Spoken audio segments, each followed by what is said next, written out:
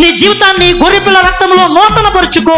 నీవింకా సముద్రపు ఉప్పు నీటికి వెళ్ళొద్దు, ఇంకా లోకపు స్వభావంలోకి వెళ్ళొద్దు అని నిన్ను నువ్వు ప్రత్యేకపరుచుకో అని చెప్పినప్పటికీ కూడా యూదా యేసు ప్రభు ఈ ప్రపంచంలో 12 మందిని శిష్యులుగా ఎంచుకుంటే ఆ 12 మందిలో దేవుని బిడ్డలారా ఒక్కడగా ఉన్నాడు. ఆ పరలోకములో 12 గుమ్మాలు ఉంటాయి. ఆ 12 గుమ్మాలు ఇశ్రాయేలులో 12 గోత్రాలకు సాదృశ్యం. అయితే ఆ ఒక్కొక్క గుమ్మానికి ఇశ్రాయేలీల పేరు రాయకుండా యేసు ప్రభు 12 మంది శిష్యుల పేర్లు రాసి ఒక్కొక్క గుమ్మానికి ఆయన శిష్యుల పేర్లు పెట్టాడు. అంత గొప్ప ఆధిక్యత. ఇప్పుడు మనం పరలోకం వెళ్ళాలనుకోండి, మనము ఈ 12 గుమ్మాల్లో నుంచే వెళ్ళాలి.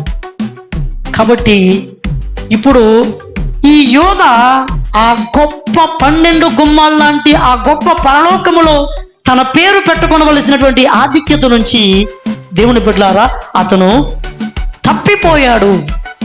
కారణం ఏంటి అంటే దేవుడి దగ్గరికి వచ్చిన తర్వాత కూడా ఇతనికి ఏంటంటే దేవుని మీద కాదు, దేవుని ప్రణాళికలో నిలవాలని కాదు, నూతనంగా బ్రతకాలని కాదు, ఇంకా ఆ లోకములో దొరికే ధన ఆశ.